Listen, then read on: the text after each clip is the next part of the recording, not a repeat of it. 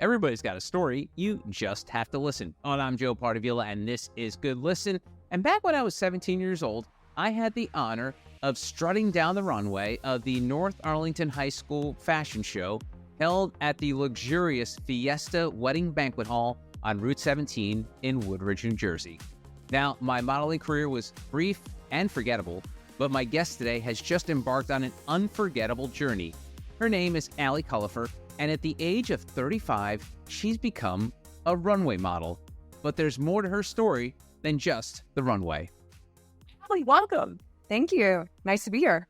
I'm so glad you're here because the reason I want to talk to people on this podcast is I'm impressed by how they have their shit together. And if anyone follows you online, they see like this girl, she's got life on lock. She's got a lot going on. She's a businesswoman. She's a model. She seems like she's living a great life. So let's start with that. What's the secret to Allie Culliper? How is it all smoke and mirrors, Allie, or are you really in like your full beta mode here? It's taken me 35 years to get here, so I would say a culmination of different things. I'm most successful when I'm doing a lot of things, right? So I really like to be engaged. And if I'm not, so kind of both ends of the spectrum, right? If I'm either not engaged or I'm fully engaged in a lot. So I guess, what you see on social media is definitely me. I've recently, it's taken a couple of breakups. I feel like a lot of artists, right, get their inspiration from sad or difficult events, right? And so, I've had a couple of events that have like catapulted me into transitioning into more of like an artistic side of me, hobby wise. Oh, that's awesome. And so, what came first for you? Was like the business side, or was it like did the modeling and the artistry come in later? How did you find that? Because me, I was like, when I was a little kid, Allie, I only dreamed of being in show business. I didn't know about anything else. I want to be in it. And so, I ended up interning at a radio station, spent 24 years working at a radio station in New York. So it was like, I got to do basically what I dreamed to do. I wanted to be the next David Letterman. It didn't work out. It's too late for me now. But like, I wanted to be in entertainment. So when you were growing up, what were your sort of like hopes and aspirations? Yeah, well, first of all, Joe, it's never too late, okay? Don't give up. Growing up, I would say at my core, I'm artistic, so I went to school of the arts for theater in middle school.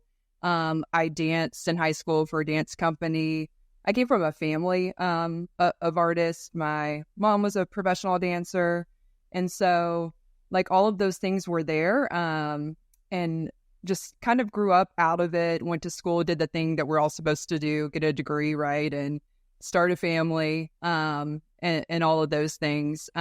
So I deviated a little bit, right? And when I first started telling my story about how I got into modeling, I initially kind of started with, it was by accident.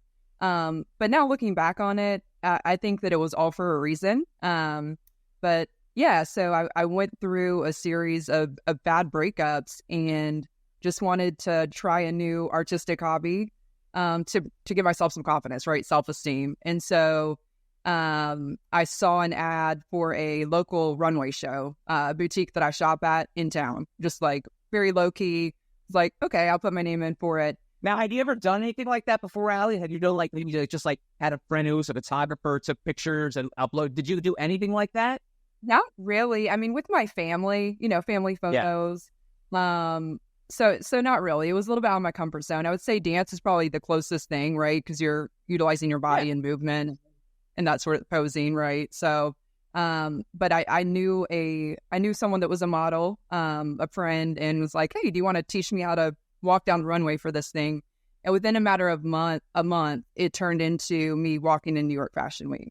So when I say it happened by accident, I do think that it was all for a reason, but I'm still digesting it. Everything happened so fast. Wow, that is crazy. So let's step back a second. So when you saw this ad, what was Allie Culliper's life like? What were you like normal day job, just a mom? Like what was going on when you saw that ad?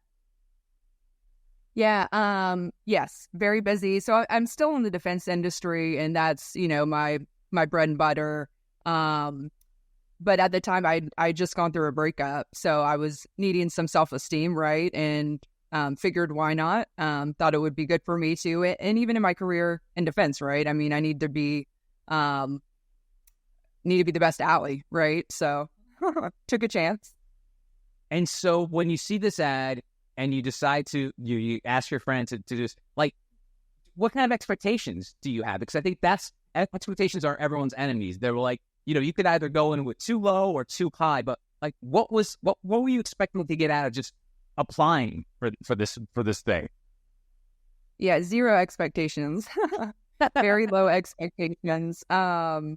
I think it was just an opportunity for me also to like get in shape, right? So I knew if I signed up for something, committed to it, trying to be the best version of me, right? If I told somebody that I was going to do it and went through the preparation, I had to do it. So low expectations, and it surpassed my expectations.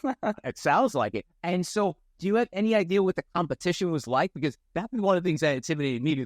Like open calls, like you hear about these all the day, like 10,000 people showed up for this one part, or we're nationwide casting 100,000 people. So what was?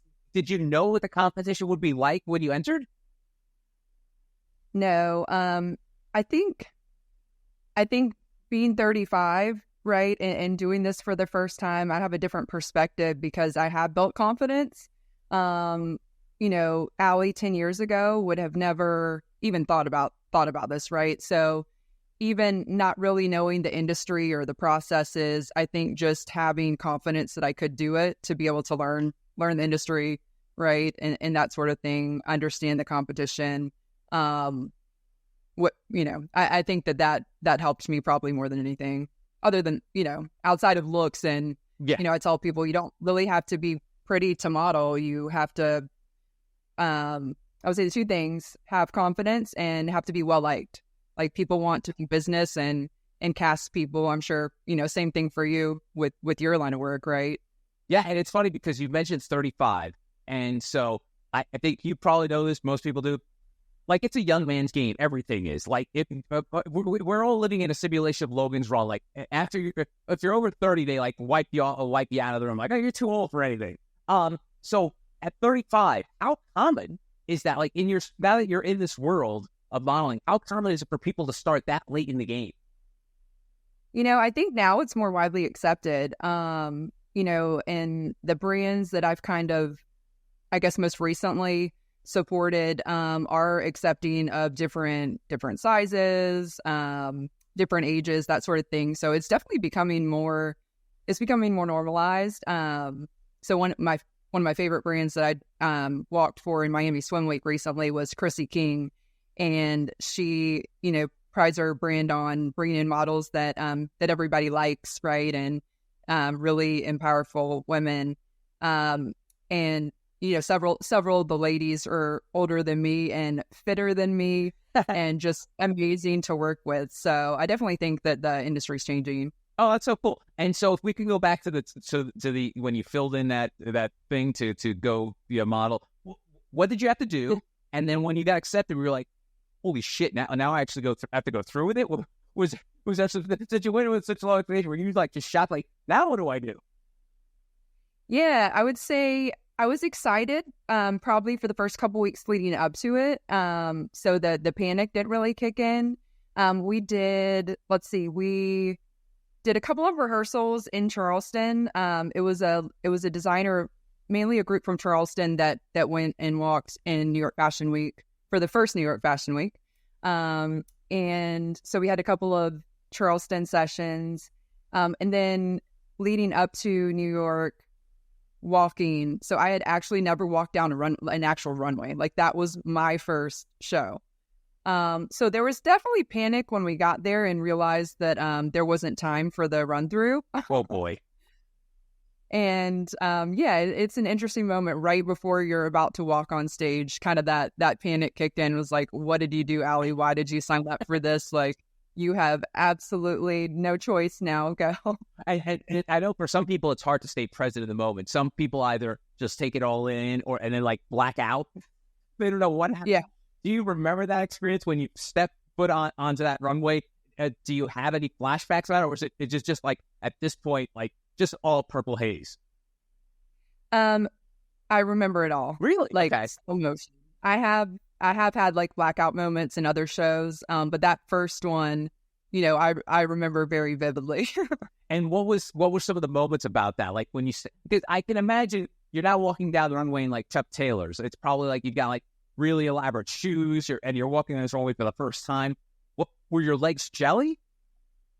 No, so the first walk was good. The first designer.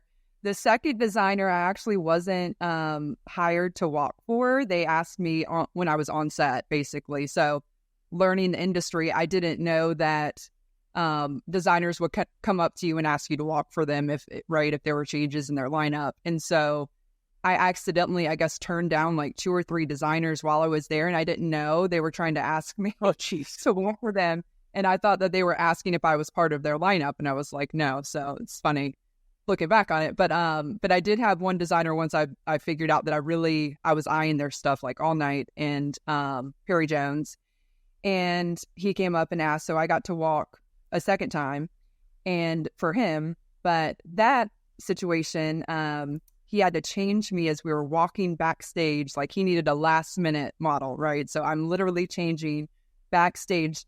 I have like probably 5 people trying to get me dressed.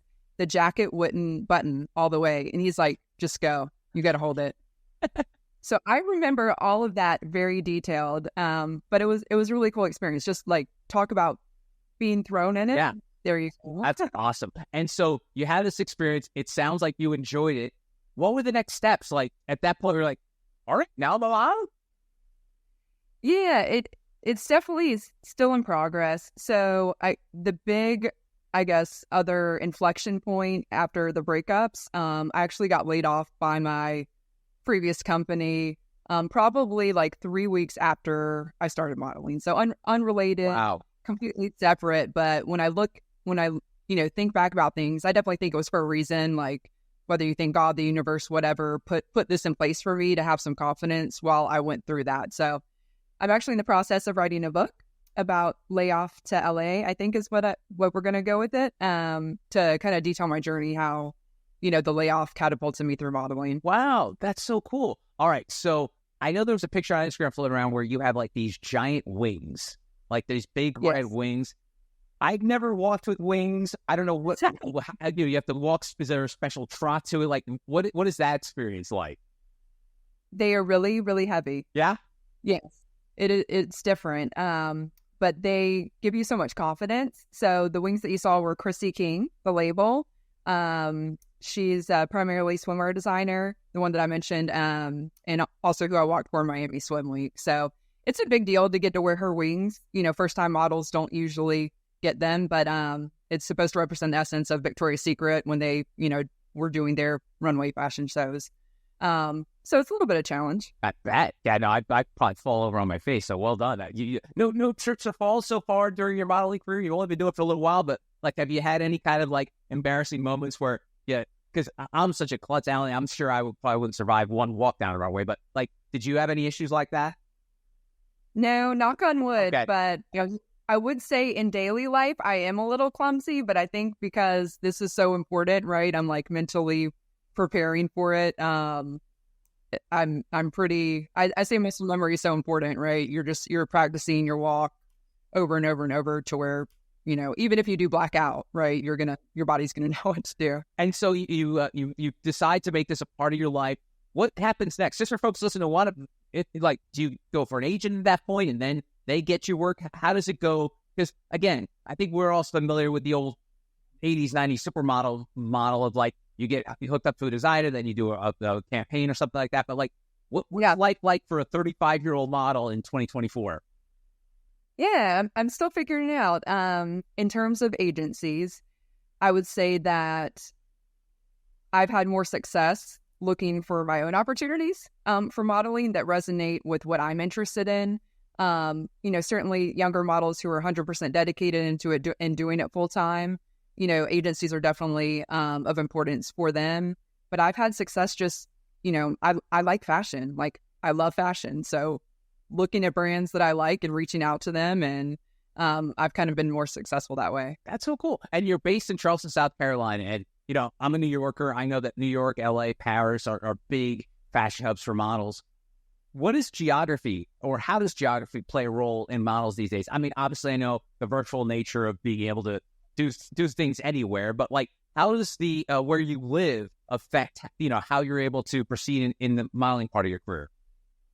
Yeah, I would say that most agencies are pretty flexible coast-wise, right? So being in Charleston, I could get a direct flight to New York or Miami, right? And so it makes it pretty easy where I'm at.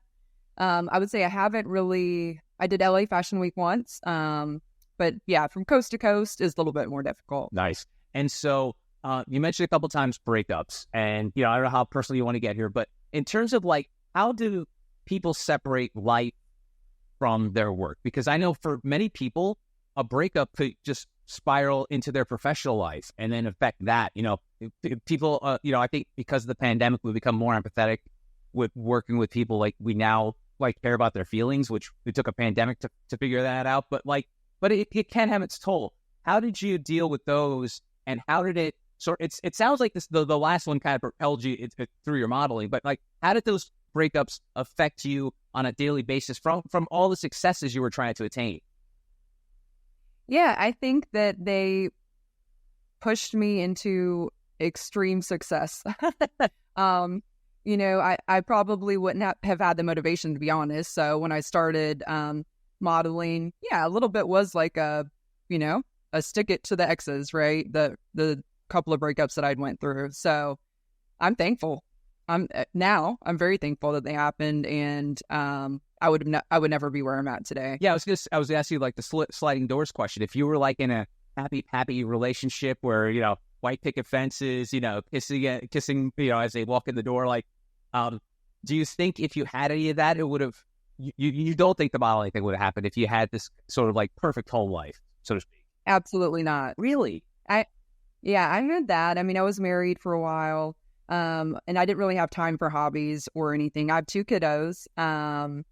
And so just work, take care of the kids. When I went through my divorce, we co-parent the kids. So I don't have them half the time, right? And so it opened up the doors to find things that I'm interested in. That's so cool. And I love the fact that we're kind of more open-minded in 2024 in terms of allowing people to be themselves, but also have a corporate job. So I'm curious, how does corporate world mix with the modeling world? Because, there could be some ultra-conservative people like, oh, God, I don't want to do this model. Well, they're not very smart. So how does, does that ever, do the paths ever cross in terms of like your day-to-day?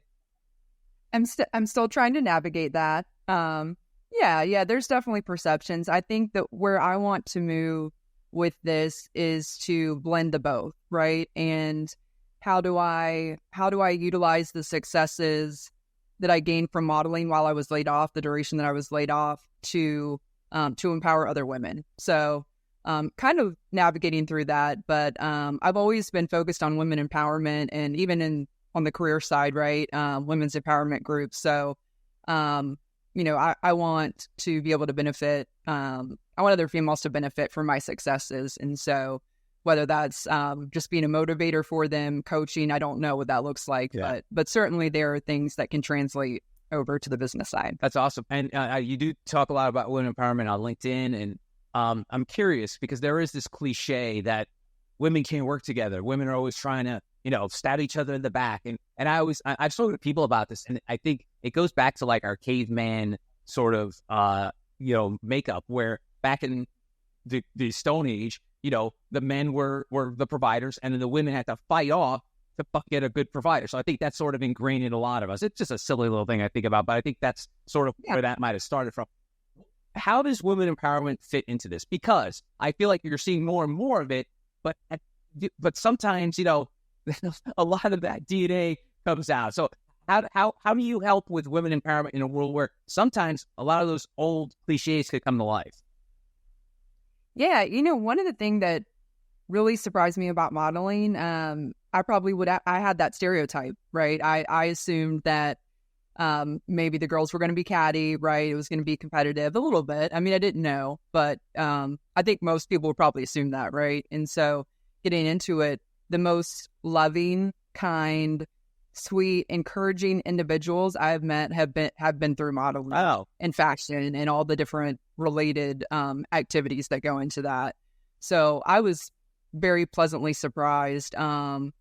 You know, on the business side, yeah, I mean, it's definitely competitive for females, but you know, I want to utilize what I've learned, and I know if you ask other girls, they're going to say different things, right? I mean, you hear stories from other folks, but I've been really happy, and I always say that it's not a coincidence; it's a God or the universe that has put certain women in my life, right, that have encouraged me throughout all of these hardships, and so I'm the stereotypes that I would have thought of before aren't really relevant. Good. I'm glad.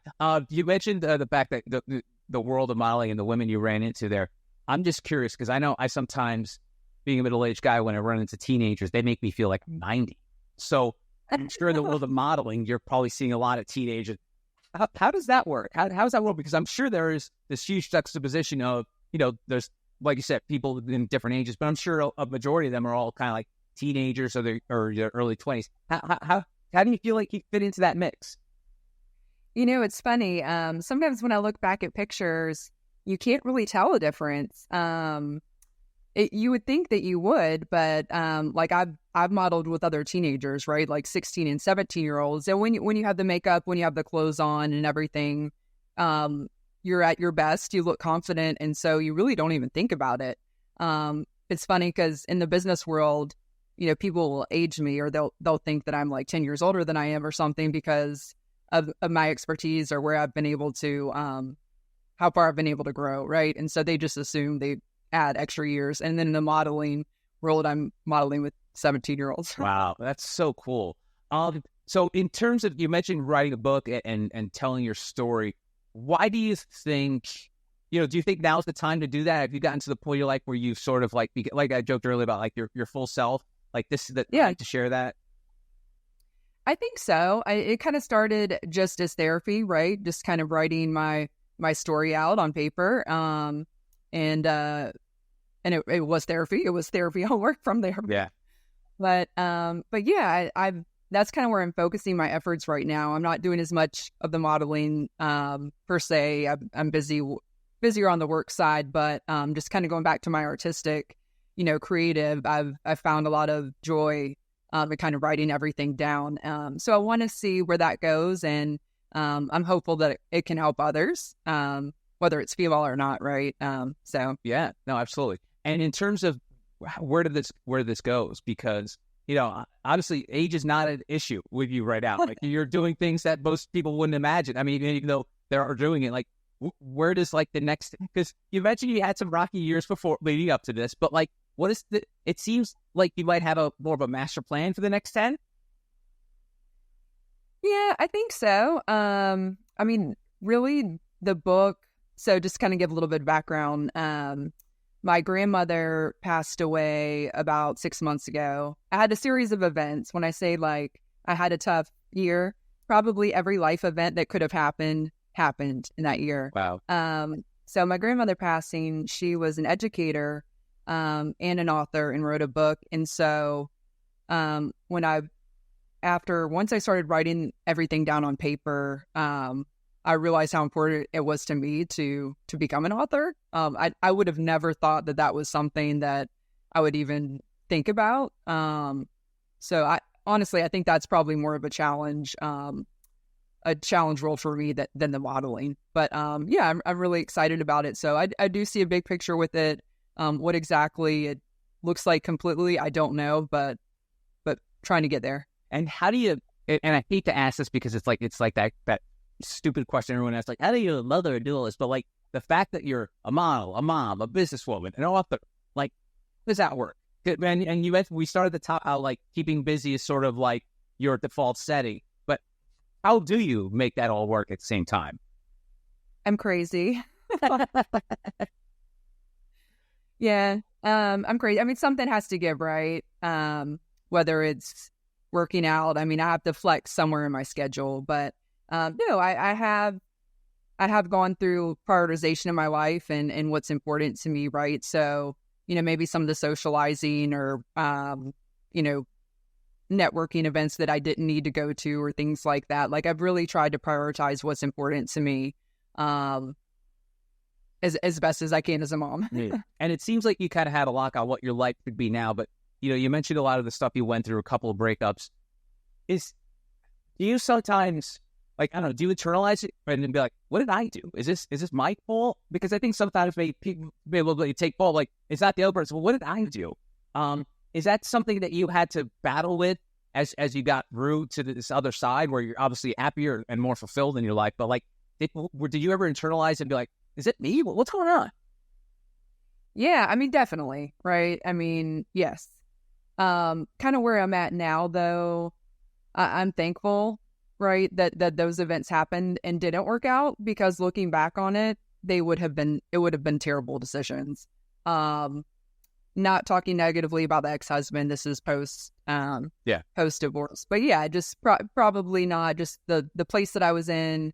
Looking back on it, actually, my question is why did I put up with that, right? Like, what was wrong with me to put up with that? So definitely a lot of reflection. That's cool. And what do your kids think of Mom the Model? They're so cute. They're so proud. I would say the biggest thing that I get out of this is being able to tell my kids that Mommy walked in New York Fashion Week. Mommy is 35 years old. Like, we've had a tough year. We've faced some stuff, but your mom walked in New York Fashion Week. Brings me tears thinking about it. But no, they're so cute. They're very supportive. My son, actually, cute story. He stayed up for casting for Miami Swim Week. It was a big deal. I've never been. And so we were waiting. He stayed up late one night with me, like doing the Instagram live for Chrissy King, and stayed up and was so cute. It was like, that moment was just so special. Wow. I mean, it must be great that to have you doing this at this point in life where your kids are old enough to somewhat get it. Because I think if your kids were like toddlers or like 2 years old, they probably wouldn't understand. And in a way, you're sort of implanting the seeds of success into your son, because there's hey, my mom could do this. Age is not a factor. It's just she's grinding her ass off and she's doing this. So what a great lesson you're like leaving your kids, regardless of what happens in the future. Like all these little steps you've taken, I think it's sort of like this ripple effect, like this butterfly effect on your kids' lives. Hopefully, yes, absolutely. Wow. And now that you're in the world of modeling, I joke that like I don't know anything about it, but like, is it what you expected it to be? I know you mentioned the fact that, the women are friendlier than you thought, but like the industry or just the grind of it, because you came from this, white collar world where it was sort of like a meritocracy. If you did well, you moved up in the chain, but modeling, it's a little different. So how did you, we talked about you had zero expectations, but now that you're looking at it, I was like, oh, this is actually a pretty cool place to work. Yeah.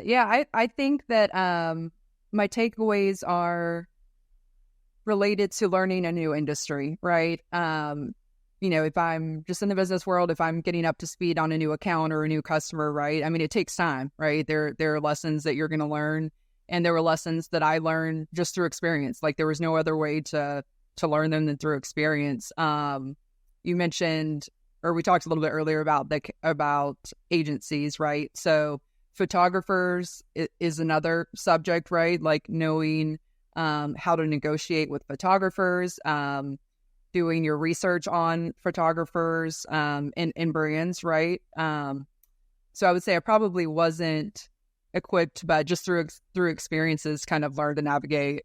Okay. And now what's it like? Because obviously you got the book and you're going to put yourself out in the world. You've been a little more private, but now that you're putting yourself out there on Instagram, you gained a big following.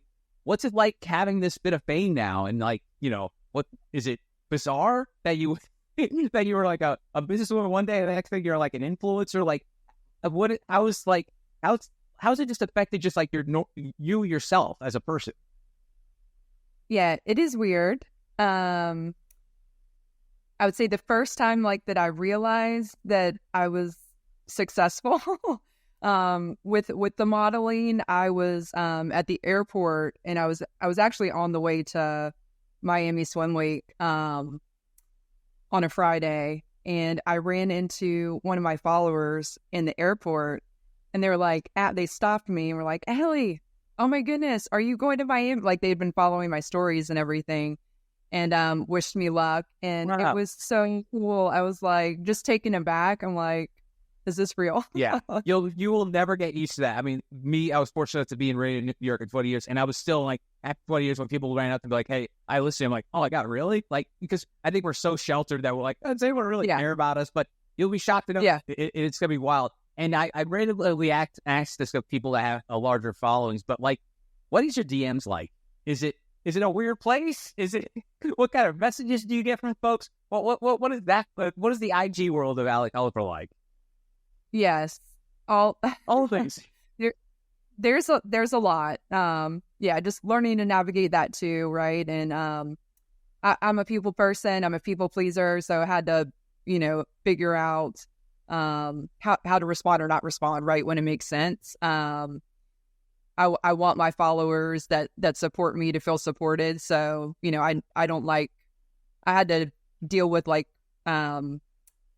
not feeling bad about ghosting people or not responding to every single thing, right? Just volume wise, right? Like you can't really respond to every single thing. So yeah, there's some interesting stuff. I actually had one, you get some weird stuff. No, come on, I had one. Please share. You had one what?